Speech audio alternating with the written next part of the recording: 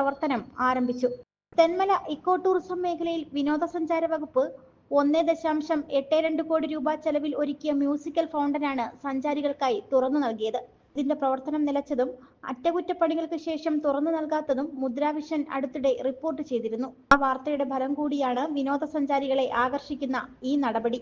Subal MLA, Thenmala eco tourism chief executive Sreedhanya Suresh എന്നിവരുടെ മേൽനോട്ടത്തിൽ നടത്തിയ അന്തിമ ട്രയൽ റണ്ണും വിജയകരമായതോടെയാണ് പദ്ധതി ഉദ്ഘാടനത്തിന് തയ്യാറായത്.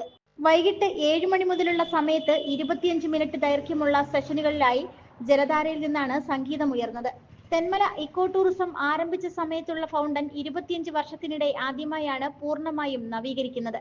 കുഴലുകൾ മാറ്റുകയും ലേസർ വീഡിയോ വാൾ, അക്വാസീൻ പ്രൊജക്ഷൻ, വാട്ടർ കർട്ടൻ തുടങ്ങിയവ ഒരുക്കുകയും ചെയ്തിട്ടുണ്ട്. കൂടുതൽ സഞ്ചാരികൾക്ക് ഇരിക്കാൻ കഴിയും വിധം ഗ്യാലറിയും നവീകരിച്ചിട്ടുണ്ട്. ഇതിനോടനുബന്ധിച്ച് നടപ്പിലാക്കുന്ന വിവിധ പദ്ധതികളുടെ ഉദ്ഘാടനം ഉടൻ നടക്കുമെന്ന് അധികൃതർ അറിയിച്ചു. ജനങ്ങളുടെ താൽപര്യാർത്ഥമാണ് മ്യൂസിക്കൽ ഫൗണ്ടൻ തുറന്നു നൽകിയത്.